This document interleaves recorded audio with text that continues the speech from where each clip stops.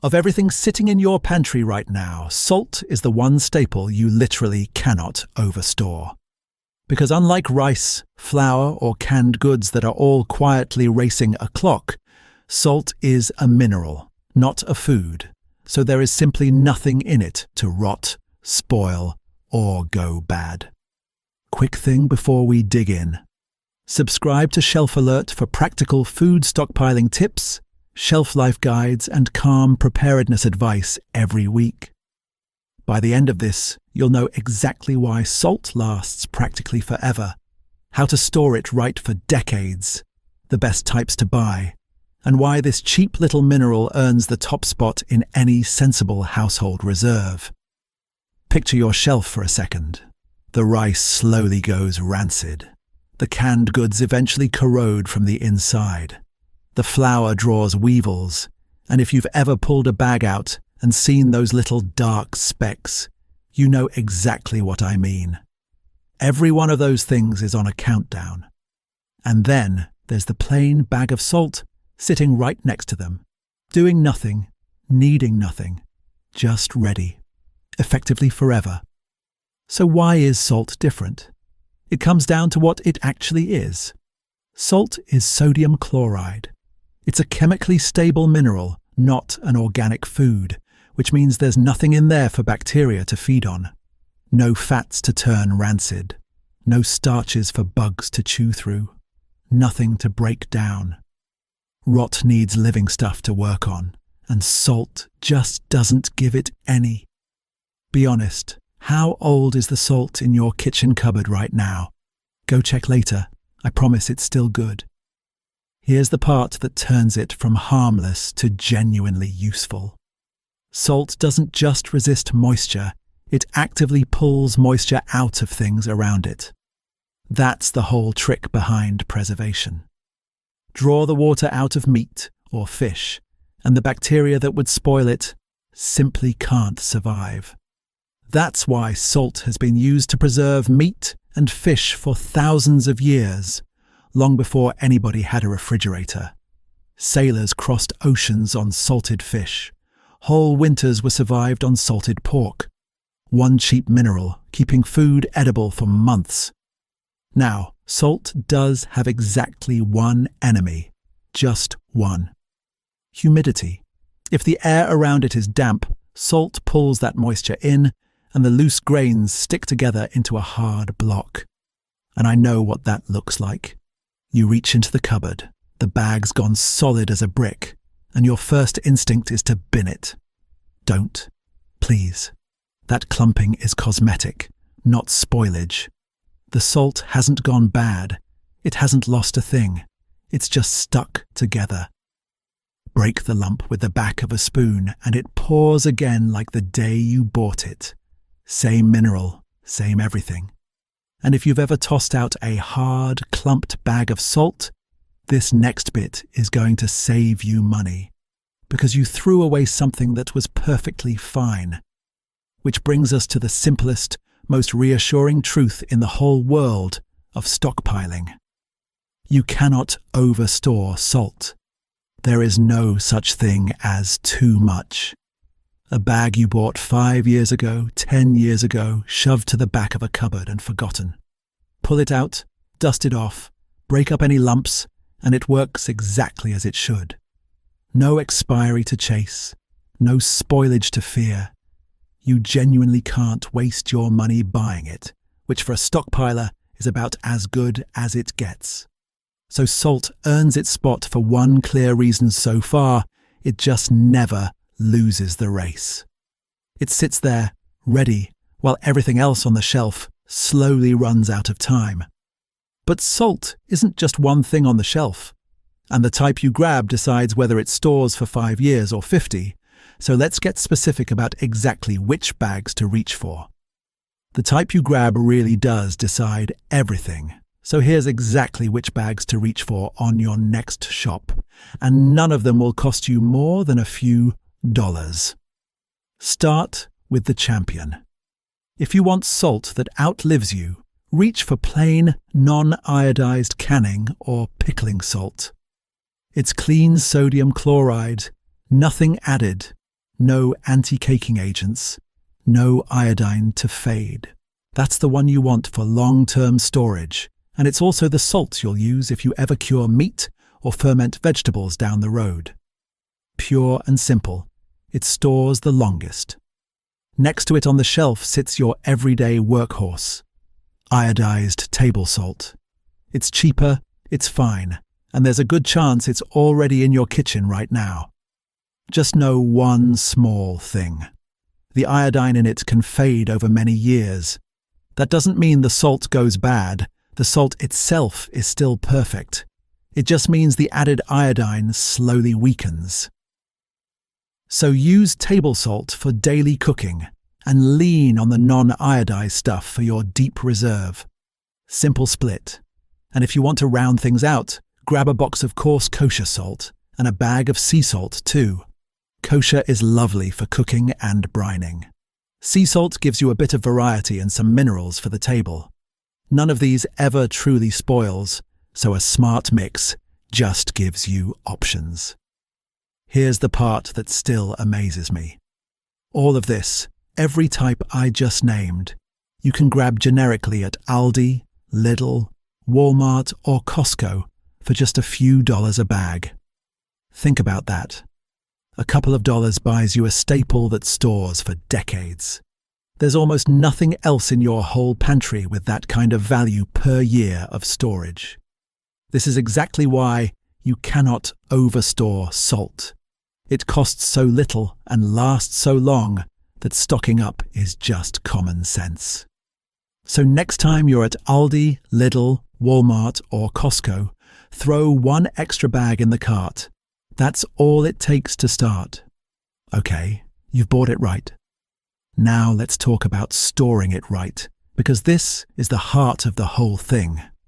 3 words: dry, cool, airtight. Get those 3 and your salt will sit there, ready for decades. The enemy, remember, is moisture.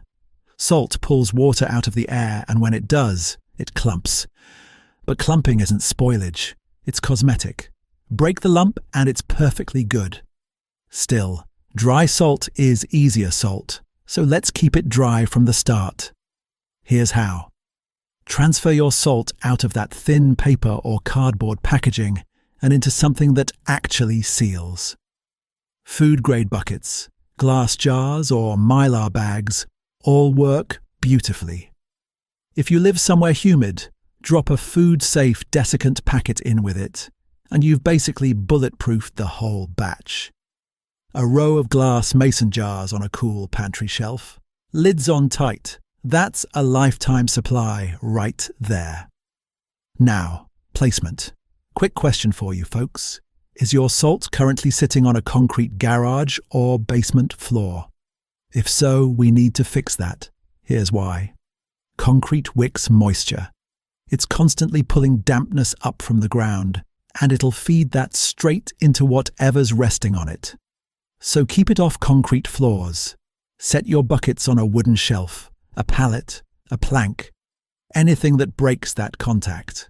And keep it away from strong-smelling chemicals too, like paint, fuel or cleaning products, because salt can pick up odors over time. Do those 2 small things, and your salt stays dry and clump-free for decades. Genuinely, decades. One last everyday tip, because this one's satisfying. If your table shaker keeps clogging in muggy weather, toss a few grains of dry rice inside. The rice quietly soaks up the moisture, and your salt keeps pouring freely. Tiny trick, works every time. So now your salt is bought right and stored right. But here's the part that makes preppers treat it as far more than seasoning. Stored this way, one cheap bag can quietly do the work of your freezer, your fridge, and half your kitchen. One cheap bag doing the work of your freezer, your fridge, and half your kitchen. That's the double-duty secret that earns salt the top spot in any reserve. So let's walk through everything it can actually do. Start with the big one. Preservation. Long before anyone had a refrigerator, People kept meat and fish from spoiling with salt alone. You pack it tight around strips of pork or fish, and the salt pulls the moisture straight out. No water, no rot. That cured ham hanging in a cellar? Salt did that. And here's why it matters for you. If the power ever goes out for days, that skill doesn't need a plug. A bag of salt and a little patience, and you can hold on to protein that would otherwise be gone by morning. That's not a party trick. That's real self-reliance, quietly sitting in your pantry. Next, fermentation and brining. The tastiest job on the list. Dissolve salt in water, drop in cabbage, and a few weeks later you've got sauerkraut. Same idea gives you crunchy pickles, brined beans, all of it. The salt holds back the bad bacteria and lets the good ones do their work, so plain vegetables turn into food that keeps for months without any cooling at all. It's the old-fashioned way, and it just works. If you've ever made your own sauerkraut or pickles, drop a comment. That's exactly the kind of self-reliance we love here. And salt doesn't stop at food. Grab a handful and it becomes a gentle scrubber. It cleans a cast iron pan without stripping the seasoning. It scours a wooden cutting board. For basic hygiene, a little salt in warm water has been a simple standby in households for generations. One mineral, and it's already earning its shelf space 3 times over. Then, there's the quiet one nobody talks about. Palatability. Picture eating from your reserve for 2 or 3 weeks straight. Rice, beans, canned vegetables over and over. Plain, filling, and honestly, a little bleak by day 10. A pinch of salt changes that. It makes stored food taste like a meal instead of a chore. When times are already tense, a bowl of food that actually tastes good is a small comfort that matters more than you'd think. It keeps morale up. It keeps people eating. Don't underestimate it. So tie it all together. One cheap staple, many jobs. It seasons your cooking. It preserves your meat and vegetables. It cleans your kitchen, and it makes hard weeks a little easier. Cooking, preservation, and preparedness. All from a single bag that cost you a few dollars. That's the double duty secret. And now you see why preppers treat salt as far more than seasoning. Let's bring it home. Salt never truly spoils because there's nothing in it to rot. It costs almost nothing, a few dollars a bag, and that bag will still be good decades from now. It stores easily in a bucket, a jar, or a Mylar bag tucked in a cool corner. And it pulls triple duty every single day it sits there. There is genuinely no other item in your pantry that does all of that. You cannot overstore salt. Say it plainly and mean it. So what's a sensible target? Aim for a few kilos per person. That's it. Enough to cook with, cure with, ferment with, and still have plenty in reserve. And you build it the calm way, one bag at a time on the shopping trips you're already making. A few kilos per person, added one bag at a time. That's it. No panic, no emptying the shelves for anyone else. Responsible stockpiling means your reserve grows quietly while the store stays stocked for the next family too. Built up gradually, never panic buying. That's the whole philosophy right there. Because being ready isn't an alarm, it's common sense. It's the same instinct that keeps a spare tire in the trunk and a first aid kit in the cupboard. Nothing dramatic, just smart. So here's your one simple step. Next time you're at Aldi, Lidl, Walmart, wherever you shop, reach over and drop one extra bag of salt into the cart. Take it home, keep it dry and cool and sealed, and you can cross salt off your list for good. Grab an extra bag, store it right, and you're done. If this helped, subscribe to Shelf Alert. Every week we break down another practical, level-headed way to build a reserve that keeps your family calm and ready. See you in the next one, folks.